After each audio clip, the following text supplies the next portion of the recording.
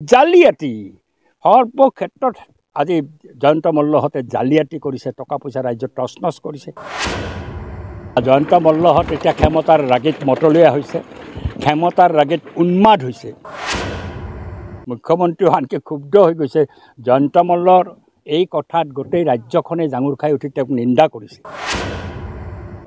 এতিয়া মানুহলৈ কথা, মানুহলৈ বাৰ্তা। জয়ন্ত মল্লহঁত এতিয়া ক্ষমতাৰ ৰাগিত মতলীয়া হৈছে, ক্ষমতাৰ ৰাগিত উন্মাদ হৈছে।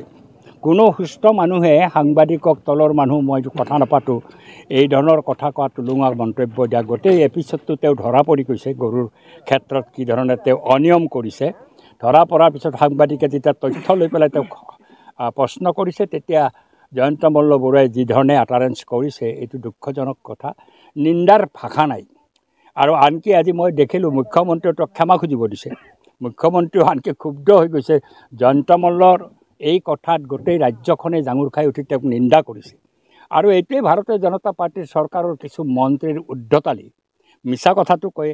কেইদিনমান আগতে আমাৰ যিটো বৰপেটা ৰোডৰ পৰা বাছবাৰীলৈকে ৰাস্তাটো ক'লে 26 চনৰ পিছত হ'ব, এইটো আপোনালোকে বেলেগক জিকাইছে, আমাক জিকানে বিজেপি জিকিলে হ'ব, নহ'লে নহ'ব বুলি ক'লে। তাৰপিছত আমি লাগি আছিলোঁ। অসম মালাত ৰাস্তাটো যেতিয়া এপ্ৰুভ হ'ল তেতিয়া লগে লগে ক'লে নাই এইটো মই অসম চৰকাৰৰ পৰা লৈ আহিলোঁ, তুমি 26 চনৰ পিছত কৰিম বুলি কোৱা মানুহটো কেলৈ আনিলা? তেওঁতো আনিবও নোৱাৰে, তেওঁ নাজানে সেইটো যে অসম মালাত আমি ধৰি আছিলোঁ।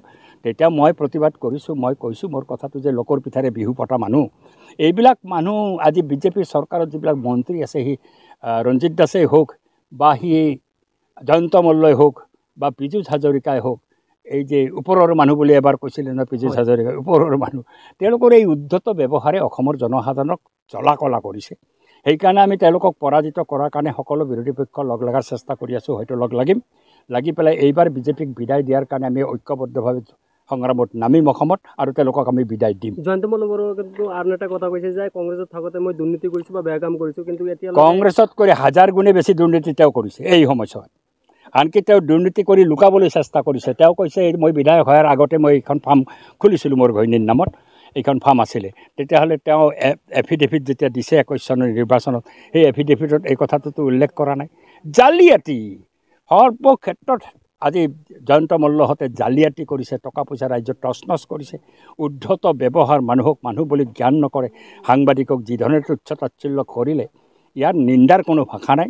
অসমৰ মানুহে উচিতভাৱেই আজি উত্তৰ দিছে। আৰু এনেকুৱা মানুহবিলাক ৰাজনীতিৰ পৰা যিমান আঁতৰত থাকে, সিমানেই আমাৰ কাৰণে মংগল, দেশৰ কাৰণে মংগল। নলবাৰীৰ জনসাধাৰণে নিশ্চয় সিদ্ধান্ত ল'ব এনেকুৱা উদ্ধত মানুহ এজনক নিৰ্বাচিত কৰা উচিত নে অনুচিত, তেওঁলোকে